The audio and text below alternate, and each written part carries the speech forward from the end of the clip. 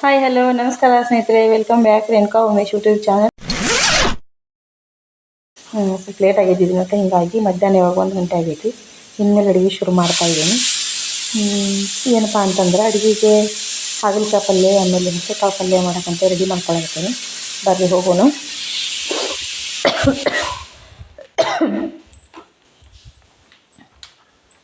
ನೋಡಿ ಹೆಸರು ಕಾಳು ಕುದಿಯಾಕಿಟ್ಟಿದ್ದೀನಿ. ಕುದ್ಮೇಲೆ ಪಲ್ಯ ಆಗಬೇಕು.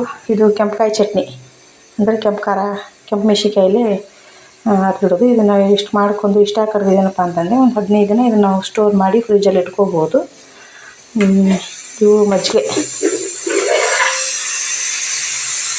ನಮಗೆ ಹಾಲು ಕೊಡೋದು ಮಜ್ಜಿಗೆ ಕೊಟ್ಟಿದ್ದಾರೆ. ಮಜ್ಜಿಗೆ ಸಾರು ಮಾಡಬೇಕಂತ ರೆಡಿ ಮಾಡಿದ್ದೀನಿ.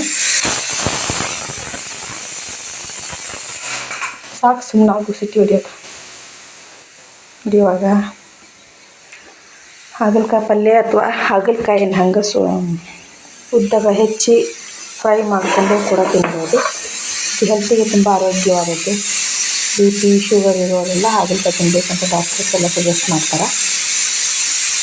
ನೀವು ಕೂಡ ಹಾಗಲಕಾಯಿ ನಮ್ಮ ಮನೇಲಿ ಜಾಸ್ತಿ ಪಲ್ಯ ಮಾಡ್ಕೊಂಡು ತಿಂತಿರ್ತೀರ. ಆದರೆ ಇದು ಸಣ್ಣದಾಗಿ ಉದ್ದಕ್ಕೆ ಹೆಚ್ಚಿ ಇದ್ರೊಳಗಿನ 2 ಹೋಳು ಮಾಡಿ ಅದರಿಂದೆಲ್ಲ ತೆಗಿಬೇಕು, ಬೀಜನೆಲ್ಲ ತೆಗೆದಿಟ್ಟು ಇವನ್ನ ಉದ್ದಕ್ಕೆ ಹೆಚ್ಚಿ ಎಣ್ಣೆ ಹಚ್ಚಿ ಫ್ರೈ ಮಾಡಿಕೊಂಡು ರೊಟ್ಟಿ ಜೊತೆಗೆ, ಅನ್ನ ಜೊತೆಗೆ ಹೇಳ್ತಿದ್ರೆ ತಿನ್ಬೋದು. ಚಪಾತಿ, ರೊಟ್ಟಿ, ಅನ್ನ ಅದಕ್ಕೆಲ್ಲ ತಿನ್ಬೋದು ಮಾಡ್ಕೊಂಡು ತಿಂದು. ಕಡ್ರಿ ಒಂದು 4 ಹೋಳು ಹೆಚ್ಚಿ ತೋರಿಸ್ತೇನೆ ನಿಮಗೆ. ನೋಡಿರಿ, ಈ ಥರ ಹಿಂಗಿದ್ದನ್ನು ತೆಳ್ಳಗೆ ಹಚ್ಕೋಬೇಕು. ತೆಳ್ಳಗೆ ಹಚ್ಕೊಂಡ್ರೆ ಲಘು ಬೇಯ್ತಾವೆ. ಎಣ್ಣೆ ಹಚ್ಚಿ ಫ್ರೈ ಮಾಡುವಾಗ ಲಘು ಫ್ರೈ ಆಗ್ತಾವೆ. ಹಂಗೆ ಮಾಡಿಕೊಂಡು ತಿಂದ್ವಿ. ಮಕ್ಕಳಿಗೂ ಇಷ್ಟ ಆಗ್ತದೆ. ಹಾಗಲಕಾಯಿ ಆಡ್ತೇನಲ್ಲ ಅವರೆಲ್ಲ ಹಿಂಗೆ ಹೆಚ್ಚಿದ್ರೆ ಉದ್ದಕ್ಕೆ ಹೆಚ್ಚಿ ಈ ರೀತಿ ಮಾಡಿಕೊಂಡು ಎಣ್ಣೆ ಹಚ್ಚಿ ಹುರಿದು ರೊಟ್ಟಿ ಜೊತೆಗೆ ತಿನ್ಬೋದು. ಚಪಾತಿ ಜೊತೆಗಾದರೂ ತಿನ್ನಿರಿ, ಅನ್ನ ಜೊತೆಗೇನಾದರೂ ತಿನ್ನಿರಿ. ಮಕ್ಕಳಿಗೂ ಇಷ್ಟ ಆಗ್ತವೆ ಹಿಂಗೆ ಮಾಡಿದ್ರೆ. ಅಂದ್ರೆ ಸ್ವಲ್ಪ ಎಣ್ಣೆ ಜಾಸ್ತಿ ಹಚ್ಚಿ ನಿಧಾನ ಉರಿ ಒಳಗೆ ಸ್ಲೋ ಫ್ಲೇಮ್ ಒಳಗೆ ಇಟ್ಟು ಹುರಿದ್ರೆ ವಿಷ ಕಡಿಮೆ ಆಗ್ತದೆ. ಹಾಗಾಗಿ ಮಕ್ಕಳು ತಿಂತಾರೆ. ಅದಕ್ಕೋಸ್ಕರ ನೀವು ಮನೇಲಿ ಮಾಡಿರಿ, ನಿಮ್ಮ ಮಕ್ಕಳಿಗೂ ಇಷ್ಟ ಆಗ್ತಾವೆ. ಯಾರ ಮಕ್ಕಳು ಹಾಗಲಕಾಯಿ ತಿನ್ನಲ್ಲಲ್ಲ ಅವರೆಲ್ರಿಗೂ ತಿನ್ನೋಕೆ ಕಲಿಸ್ಬೋದು ಹಿಂಗೆ ಮಾಡಿ.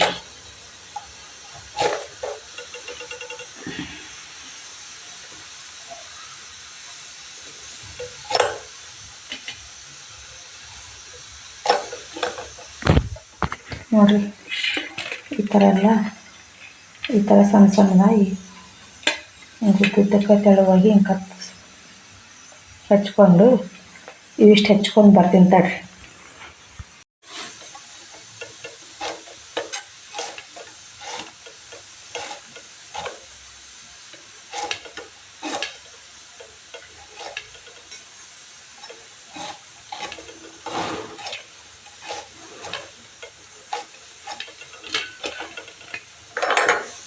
ನೋಡಿ, ಈ ಥರವನ್ನು ಹೆಚ್ಚಿಟ್ಕೋಬೇಕು. ಹೆಚ್ಚಿಟ್ಕೊಂಡು ಒಂದು ಬಾಳ್ಗೆ ಹಾಕಿ ಎಣ್ಣೆ ಹಚ್ಚಿ ಉರಿಬೇಕು.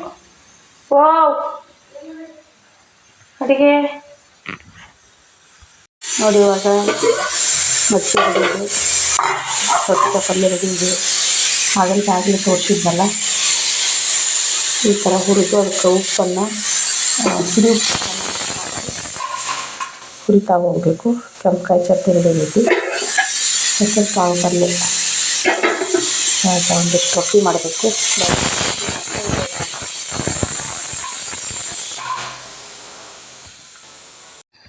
ಇವತ್ತು ನಮ್ಮ ಆತ್ಮೀಯರೊಬ್ಬರು ಮೊನ್ನೆ ಒಂದು 8-10 ದಿನದಿಂದ ಗದಗಿನ ಬಸ್ ಸ್ಟ್ಯಾಂಡ್ ಒಳಗೆ ಬಿದ್ದು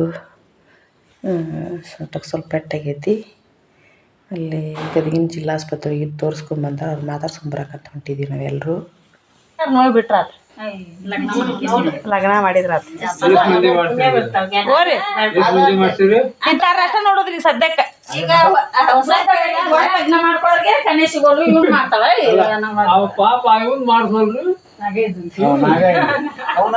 ಏನೇನು ಹೇಳಿದ್ರಿ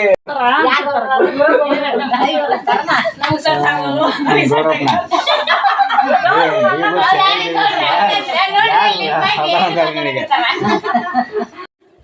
ಅಜ್ಜನ ಮಾತಾಡ್ಸಕ್ಕಂತ ಹೋಗಿ ಬರಬೇಕಾದ್ರೆ ಲೇಟ್ ಆಯ್ತು. ಅದಕ್ಕೋಸ್ಕರ ಇನ್ಮೇಲೆ ರೊಟ್ಟಿ ಮಾಡ್ಬೇಕು ನಾನು. ನಡ್ರ ಎಲ್ಲರೂ ಬರೋಬ್ಬರ ಮನೆಗೆ ಹೋಗಿ ರೊಟ್ಟಿ ಮಾಡ್ಬೇಕು ನಾನು.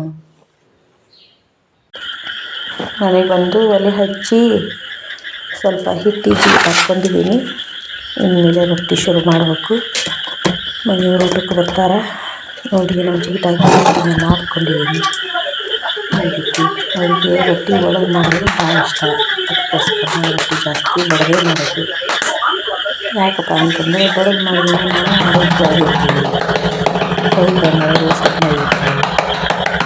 ನನಗೆ ಆರೋಗ್ಯ ನಮ್ಮ ಕೈ ಚಲೋ ಆ ಕೆಲಸ ಈ ಕೆಲಸ ಏನು ಮಾಡೋಂಗಿಲ್ಲ.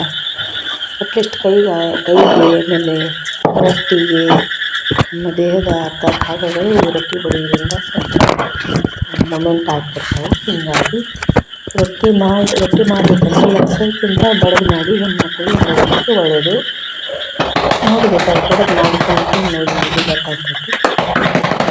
ರೊಟ್ಟಿ ಬಡದು ಮಾಡಿದ್ದು ಅಷ್ಟು ಟೇಸ್ಟ್ ಆಗ್ತಾಯಿದೆ. ಬಡದು ಮಾಡಿದ್ರೆ ಅಷ್ಟೆಲ್ಲ ತೋರಿಸ್ತಾರೆ.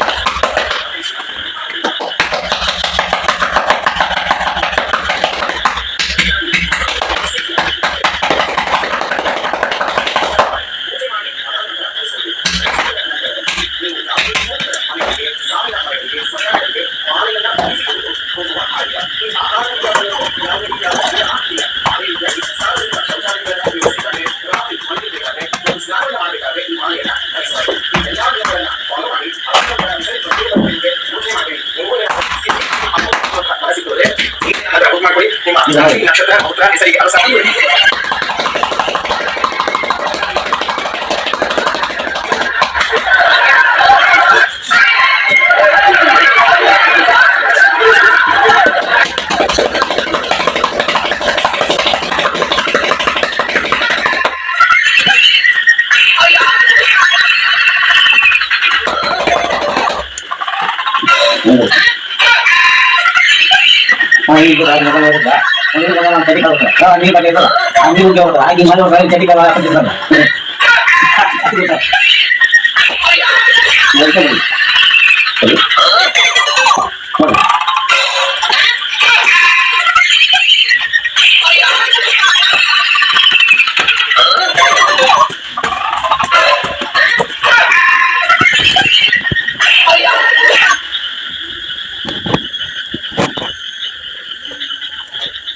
ಪ್ರತಿಯೊಬ್ಬ ಮುಸಲ್ಮಾನ, ಪ್ರತಿಯೊಬ್ಬ ಹಿಂದೂ, ಪ್ರತಿಯೊಬ್ಬ ಕ್ರೈಸ್ತ, ಪ್ರತಿಯೊಬ್ಬ ಇಸಾಯಿ, ಪ್ರತಿಯೊಬ್ಬ ಜಗತ್ತಿನ ನಾವೆಲ್ಲರೂ ಭಾಗ್ಯ ಅನ್ನುವಂತ ಮನೋಭಾವ ಬರಬೇಕು. ಮನೆಯ 4 ಗೋಡೆಗಳ ಮಧ್ಯೆ ನಾನು ಮುಸಲ್ಮಾನ, ನಾನು ಹಿಂದೂ, ನಾನು ಕ್ರೈಸ್ತ, ನಾನು ಇಸಾಯಿ, ನಾನು ಜಗತ್ತಿನ ಅನ್ನುವಂತ ಭಾವ ಬರಬೇಕು. ಮನೆಯ 4 ಗೋಡೆಗಳ ಮಧ್ಯೆ ನಾವೆಲ್ಲರೂ ಭಾಗ್ಯ ಅನ್ನುವಂತ ಭಾವ ನಮಗೆ ಮಾಡಬೇಕು. ಅಂದಾಗ ವಿಷಯ ಸಿಂಗಲ್ ಇದೆ ಹಾಗೆ ಸರ್, ಪುಣೆ ವಿಷಯ ಇಲ್ಲದೆ ಪೂಜೆ ಹಾಗೆ ಸರ್.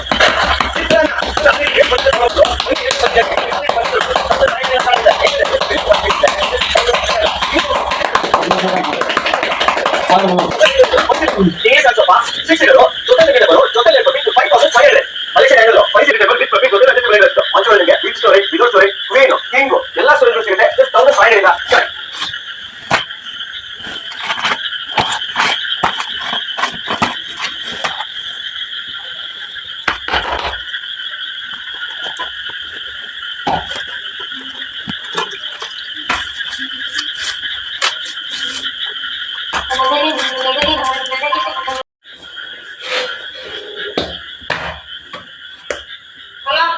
ಹಲೋ ಹೇಳ್ರಿ, ಊಟ್ರಿ ನೀರು ಊಟ ಮನೆ ಆಗೈತ್ರಿ. ಹೌದ್ರಾ? ನಮ್ಮನಿಗೆ ಬರ್ರಿ, ಬಿಸಿ ರೊಟ್ಟಿ ಅದು.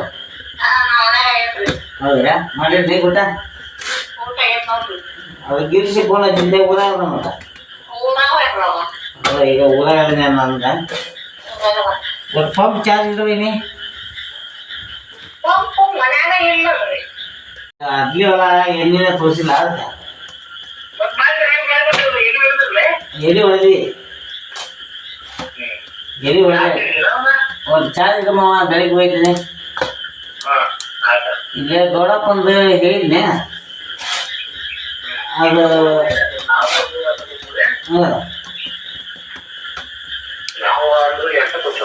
ಎಂಟಕ್ಕೆ ನಾ ಬೆಳಿಗ್ಗೆ ಜಲ್ದಿ ಬರ್ತಾಳ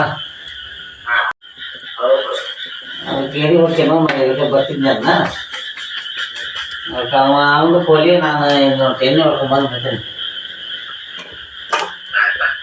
ಊಟಮ್ಮ ಊಟ ಮಾಡಕ್ಕೆ ನಿಮ್ಗ ನಮ್ದು ಇನ್ನೂ ಇಲ್ಲ ಇನ್ಮೇಲೆ ಊಟ ಮಾಡ್ತಾರೆ ಟೈಮ್ ಆಗೈತೆ. ಈ ಯಾ ಅಡ್ಗೆ ಒಳಗೆ ಹಚ್ಚಿನ ನಾವು ಇಲ್ಲ ಹೇಳು ಇಲ್ಲ ಕಾಲೇಜ್ ಹೋಗ್ಬಿಡು ನಾಳೆ ಮುಗಿತಿ ಬರ್ತಾ ಹಾಂ ಇಲ್ಲ ಯಾರೋ ಮುಗಿದು ನೋಡಿ ಇವಾಗ ನಂದು ರೊಟ್ಟಿ ಮಾಡೋದು ಮುಗೀತು. ನಮ್ಮ ಮನೆಯವ್ರು ಊಟ ಹಚ್ಚಾಕತ್ತೇನೆ. ಸೌತೆಕಾಯಿ ಪಲ್ಯ, ಹೆಸರು ಕಾಳು ಪಲ್ಯ, ಹಾಗಲ್ಕಾಯಿ ಹುರಿದಿದ್ದೆಲ್ಲ ಅವು, ಕೆಂಪುಕಾಯಿ ಚಟ್ನಿ ಮಾಡಿದ್ದೆ, ಅದ್ರೊಳಗೆ ತುಪ್ಪ ಹಾಕಿದ್ದೀನಿ. ಜೋಳದ ರೊಟ್ಟಿ ಈಗ ಮಾಡಿದ್ದೆ ಬಿಸಿ ರೊಟ್ಟಿ. ಬನ್ನಿರಿ ಎಲ್ಲರೂ ತಿನ್ನೋರಂತೆ ನನ್ನ ಕೈಯಿನ ರೊಟ್ಟಿನ. ಇವಾಗ ನಾನು ಊಟ ಶುರು ಮಾಡ್ತಾಯಿದ್ದೀನಿ. ನಾನು ಕೂಡ ಎಲ್ಲ ಹಚ್ಕೊಂಡಿದ್ದೀನಿ. ಸೂಪರಾಗೈತಿ. ನೀವು ಮನೇಲಿ ಮಾಡ್ಕೊಂಡು ತಿನ್ನಿರಿ. ಬೇಕಾದವ್ರು ಬರ್ರಿ ನಮ್ಮ ಮನೆಗೆ, ನಾನೇ ಮಾಡಿಕೊಡ್ತೀನಿ. ರೊಟ್ಟಿ ಪಲ್ಯ ಹೆಲ್ತಿ ಫುಡ್ಡು. ನಮ್ಮ ಮನೇಲಿ ನಾನು ಜಾಸ್ತಿ ಮಾಡೋದೇ ರೊಟ್ಟಿ. ಓಕೆ, ನೋಡಿದ್ರಲ್ಲ ಎಲ್ಲರೂ ಇವತ್ತಿನ ನನ್ನ ಒಂದು ಕಳೆದ ಸಮಯವನ್ನು. ನನ್ನ ಎಲ್ಲ ವೀಡಿಯೋಸ್ಗೂ ನಿಮಗೆಲ್ರಿಗೂ ಇಷ್ಟ ಆಗಿರ್ತಾವೆ ಅಂದ್ಕೊಂಡಿರ್ತೀನಿ. ಯಾರ್ಯಾರಿಗೆ ನನ್ನ ವೀಡಿಯೋಸ್ಗಳು ಇಷ್ಟ ಆಗ್ತಾರೆ ಎಲ್ಲರೂ ಕೂಡ ಒಂದು ಲೈಕ್ ಕೊಡೋದನ್ನು ಮರಿಬೇಡಿ ಹಾಗೂ ಕಮೆಂಟ್ ಹಾಕೋದನ್ನು ಮರಿಬೇಡಿ. ಮುಂದಿನ ವೀಡಿಯೋದಲ್ಲಿ ಸಿಗ್ತೀನಿ ಸ್ನೇಹಿತರೆ. ಬಾಯ್, ಗುಡ್ ನೈಟ್.